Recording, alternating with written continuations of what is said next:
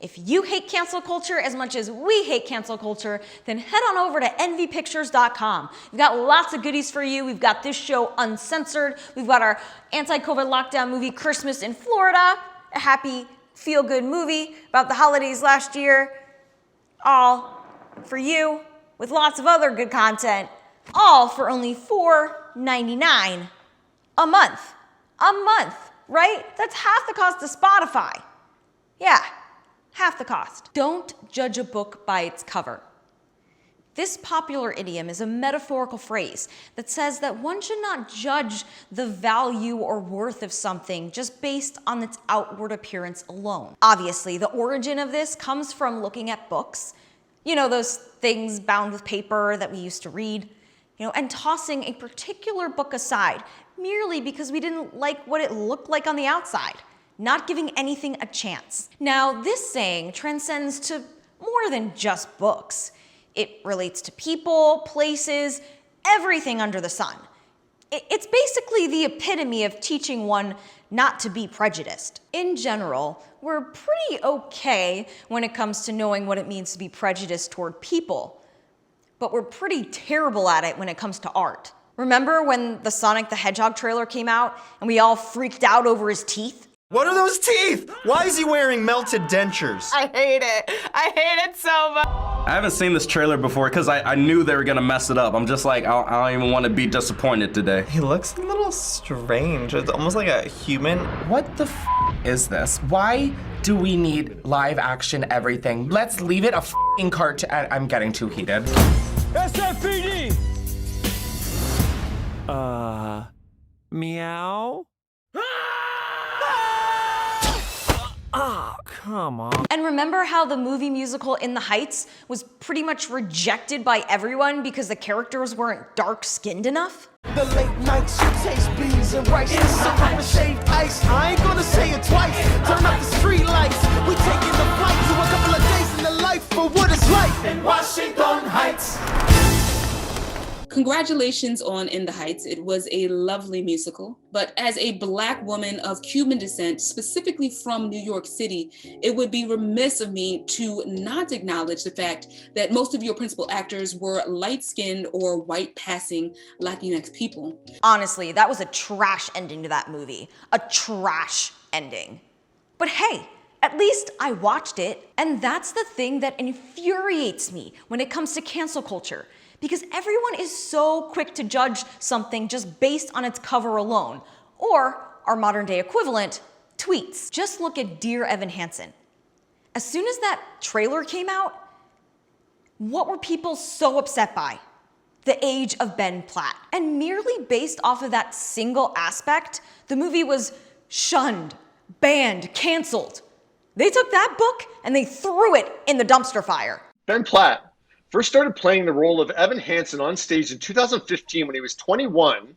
He won a Tony for his performance, so when the talk of the movie adaptation of the hit Broadway musical started, the studio still wanted him to play the high schooler, even though he's now 27.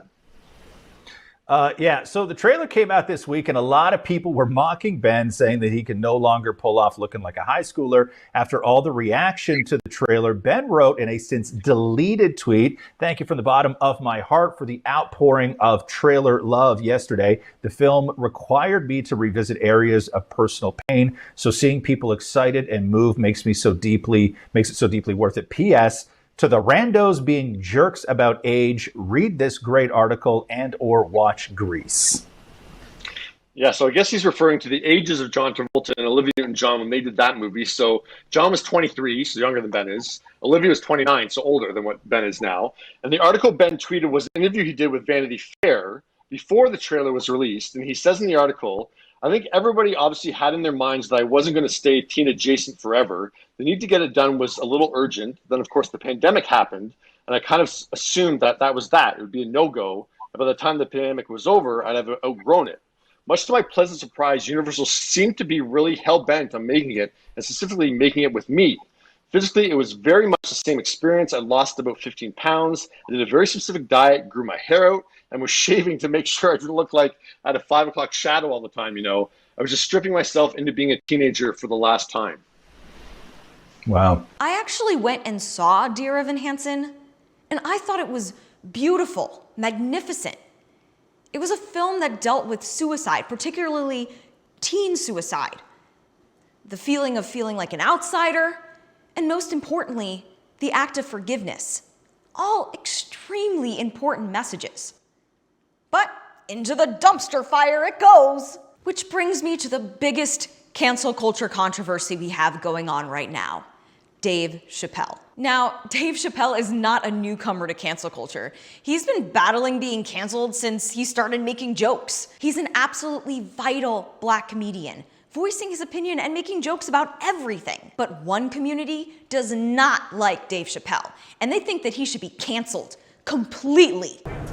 Netflix employees staged a walkout on Wednesday to protest comedian Dave Chappelle's new comedy special, which they say contains harmful language that ridicules transgender people. Many joined in support outside the company's Los Angeles headquarters. We have a 8-year-old boy who's trans. I think Dave Chappelle, a funny person, needs to understand a little bit more about the jokes he's making and how they can affect people. The controversy over his special The Closer, released October 5th, has been brewing for weeks. Netflix Chief Content Officer Ted Sarandos stoked further backlash with an October 11th staff memo in which he acknowledged Chappelle's provocative language, but said, quote, "We have a strong belief that content on screen doesn't translate to real-world harm." Sarandos, in an interview Tuesday with Variety, acknowledged he, quote, "screwed up by not being more sensitive to employees who were hurt by his decision to keep the show on the platform." While such demonstrations have become commonplace at Silicon Valley companies like Facebook and Google, this is believed to be a first for Netflix. Things got a bit heated with some counter-protesters also on hand. I'm just trying to talk about free speech and how I like comedy. They really don't like that. Hours before the walkout on Wednesday, a Netflix spokesman said in a statement, quote, "We respect the decision of any employee who chooses to walk out and recognize we have much more work to do both within Netflix and in our content." Look, I get it. It's not fun to be made fun of, but everyone gets made fun of. And we've reached this oversensitivity point in our culture where only certain groups are not okay to be made fun of while everyone else gets free open range, i.e. SNL making fun of Italians just last week. We've made a lot of progress because now we're using white stereotypes. Please welcome Giuseppe, the stinky Italian. Hey! Now that's a spicier food table! That's right, we Italians make the meatballs and do the pizza! I am so sorry. This don't feel right. Full disclosure, I'm half Italian. And I'm not offended. It was just a bad joke. But my question to anyone right now protesting Dave Chappelle is this. Did you just judge the book by its cover? Or did you actually watch the special? Because the last 10 minutes will astound you. In those last 10 minutes, Dave talks about Daphne Dorman, a trans comedian who he befriended and even let her open a show for him. She was an amateur comedian, trans at that, and he let her actually have the spotlight. She liked him, he liked her. Yes, they were friends. But when Dave Chappelle's last special, Sticks and Stones, came out, of course, again, Dave Chappelle was trashed by the trans community. But Daphne stuck up for him. She said that he wasn't the person that people were making him out to be. He was a good person. He was her friend. They had it all wrong. But people didn't listen. And guess what? She got trashed. She got vilified. And 6 days later, she killed herself. Yeah, I'm gonna let you sit on that for a moment. So all these people protesting and screaming and canceling Dave Chappelle, did they actually watch the special? Did they get to Daphne? Because Because if they did, I would hope that they would be good enough people to just stop for a moment, to think, and maybe not judge him so harshly. I mean, isn't not judging people by their outward appearance exactly what the trans community wants? Then why are they throwing the first stones? It doesn't make sense. In addition to the story about Daphne, Dave also gives an excellent, well-reasoned argument of his point of view about the cancel culture against him. Now, I'm not going to paraphrase it for you because he can tell it way better than I can. Any of you who have ever watched me know that I have never had a problem with transgender people. If you listen to what I'm saying, clearly, my problem has always been with white people.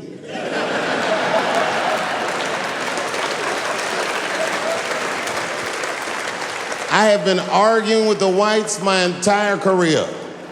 And just when I thought I had you guys on the ropes, you changed all the rules. Oh, yeah? Yeah, mother. Well, I'm a girl now, and you must treat me as such. Call me a girl. It's annoying as No.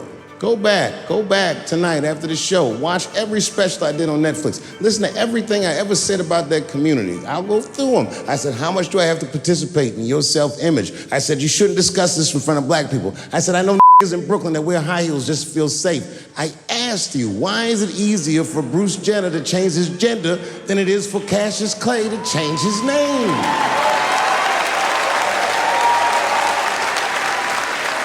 If you listen to what I'm saying, I'm not even talking about them, I'm talking about us, and they don't listen. It's very annoying. I'm Kimberly DiPersia, and this is Just Headlines. Gabby Petito. Apparent human remains found after Brian Laundrie's possessions found in Florida Nature Preserve. Strong possibility that Laundrie's remains found, attorney says. What we know. Human remains and items belonging to Brian Laundrie were found in a Florida nature park. Spotlight turns to Laundrie's family and what they know as feds work to ID remains. Gabby Petito. Last photos with Brian released. Censorship. You can't say things. Censored. Bad. 4-star admirals and Netflix walkouts. Welcome to the trans world order. Too much, David Crowder, just too much. Joe Rogan hits back at Chappelle critics. Ideas that you can't make fun of are dangerous. Ding, ding, ding. It's fun. It's just making jokes. That doesn't mean hate. This is the problem with today. If you don't have an enemy, you make an enemy. And this is a real problem with people. We look for things. Like if there's some people that really hated you and they were the enemy, people that just joked around about stuff wouldn't be thought of as the enemy. It's like, and as the level of people truly hate you drops, you start looking for equilibrium in what you're upset about. And so now you're more upset about jokes. Now silence is violence. And now, you can't just be this, you have to be that.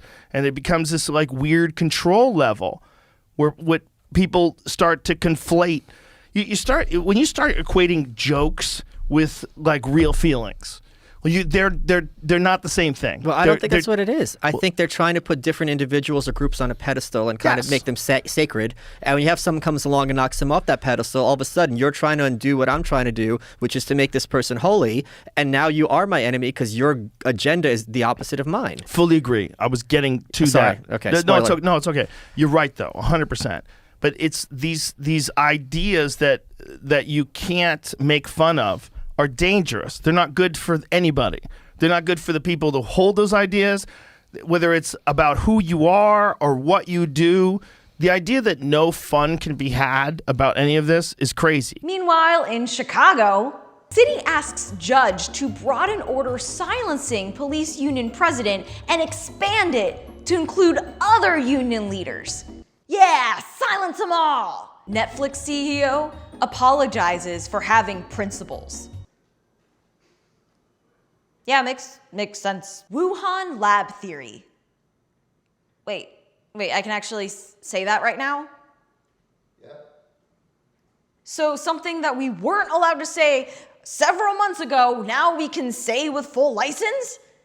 Come on, just what else is EcoHealth Alliance hiding? Rats scramble to escape sinking ship. NIH admits Fauci ran illegal bioweapons program at Wuhan Lab using taxpayer money. EcoHealth Alliance violated terms of NIH grant with experiments on deadly MERS virus in China. Fauci's NIH admits funding gain-of-function research. Fauci lied to Congress and panic has set in! Elections. Yeah, everyone likes talking about elections. GOP senators block Democrats' overhaul election bill. They blocked it. They were like, no. Energizing conservative voters, one school board election at a time. Outrage over stalled voting rights bill continues as activists say we need more action. We're activists, act more. Chop, chop, act more now. We're activists, it's what we do. Act. Actor. Vaccine mandates. Get the jab. Jabby jab, jab, jab. Or else. Florida Governor DeSantis calling special legislative session to ban vaccine mandates outright. So here's what I think. I think no one should lose their job over these shots. I think we want to protect people's jobs. These are folks that have been working throughout this whole time.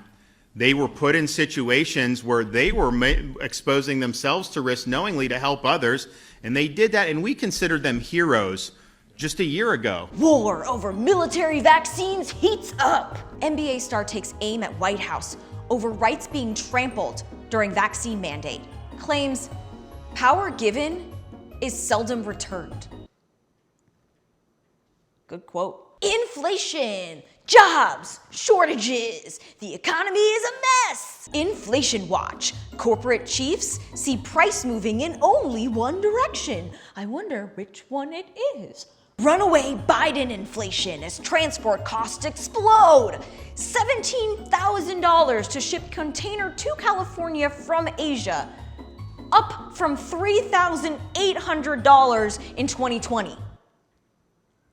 Yeah, do the math. So something that costs $3,800 to ship is now $17,000. That is insane. And it's not even gonna get there. It's just gonna sit there on the coast. So you're spending so much money and it's just gonna do nothing. As mortgage rates rise, the real estate industry grapples with high prices, supply chain issues, and labor shortages. COVID. Yeah, COVID. It's still in the news. It's hasn't gone away yet. You know, still counting. What parents need to know about vaccinating young children against COVID-19. Soon, we're gonna start headlining about babies and dogs and cats and birds and bats. Like, why aren't we talking about vaccinating bats here? Like, we talk about everyone else, but not the bats. Expert panel takes up complicated COVID-19 booster questions. COVID may have killed over 80,000 health staff. Who says, not who's on first. It's not funny to make a joke about this. It's sad, but it's kind of weird that they just have who at the end of the headline. California, yay, yeah. LA students face alarming drops in grades and test scores. Newsom makes big announcements that are light on details. Dodgers on brink of elimination after Game 4 loss to Braves. Joe Biden abruptly shifts to how to pay for $2 trillion plan after saying it costs $0 for weeks. Biden floats new tax plan to get enough Senate Democrats behind $1 trillion spending bill. Biden tweets weird Kamala Harris propaganda video? World War III. China allegedly tested hypersonic missiles. what happens now? US Army and Navy successfully test 3 hypersonic missile prototypes. Pentagon. Yeah. Yeah, they're like, China was like, we tested 1. And we're like, we're the US, we'll raise you 3. January 6th. Bannon eyed as key link between White House, January 6th riot. Republican Adam Kinzinger makes mind-numbing comparison between January 6th Capitol riot and 9/11 in CNN interview. Dune. Yeah, a movie is a headline. Warner CEO says Dune shows that theatrical movies will matter for decades to come. Yeah, it opened last night and already making history. How do you say his name? Villeneuve? I don't know, just butchered it.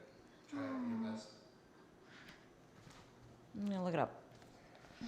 I just want to get it right because I respect people. We are looking at how to pronounce the name of French-Canadian film director, writer, and producer. He is the 4-time recipient of the Canadian Screen This is Award so long. Come for on, Katie, Best and whatever. Direction. We are looking at how to pronounce with the typical French-Canadian or French pronunciation, Denis Villeneuve. Do not pronounce the S to Denis, it is silent in French. Do not say Denis, but rather Denis Villeneuve. Denis Villeneuve. Villeneuve. Denis Villeneuve. Denis Villeneuve. Denis Villeneuve. With Dune, Denis Villeneuve has made Hollywood's definitive post-9/11 epic. Facebook. They're gonna change the name. Facebook is rebuked by Oversight Board over transparency. Facebook has a reputation problem. Sexual assault. When did sexual assault in schools become a partisan issue? Home was a nightmare. Then home was a prison. Now home is a refuge. How women who killed their abusers deserve dignity and a second chance. Miscellaneous! These are all the stories that only got 1, but they're still important. Yeah. Yay for Miscellaneous! Lawmaker accuses Garland of conflict after relatives' marketing of CRT curricula. CRT is critical race theory. Yeah, just in case you were confused. Everyone needs access to bathrooms. Chicago doesn't provide nearly enough of them. Court mistakenly gave potential jurors access to Ahmaud Arbery's mental health history. Supreme Court justices insist they aren't partisan. Americans disagree. Manchin elaborates on independent threat after calling story bullshit. Afghan militant held illegally at Guantanamo. Judge rules. New York Times. Cinema aides quit. Scorched earth letter. Answers to big donors. Crowds take to Khartoum streets after calls for rival protests. The Atlantic writing another paragraph for a headline, so I'm just gonna read it. What the loss of freedom really feels like.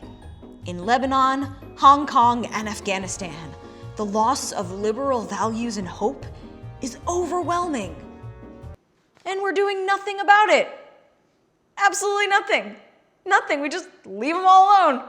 Left them in Afghanistan, left them in Hong Kong, not doing anything about Lebanon. We're just not doing shit. Trump S-PAC soars as retail traders pump shares higher and higher. Were the recent Haiti kidnappings business, politics, or both? No mention of religion at all. They're missionaries getting kidnapped, and they're just like, was it business or politics? I wonder. All right, that's our show today. And what did we learn, kids? Don't judge a book by its cover, and no one knows how to say the director of Dune's name properly. I'm Kimberly DiPersia, and this is Just Headlines.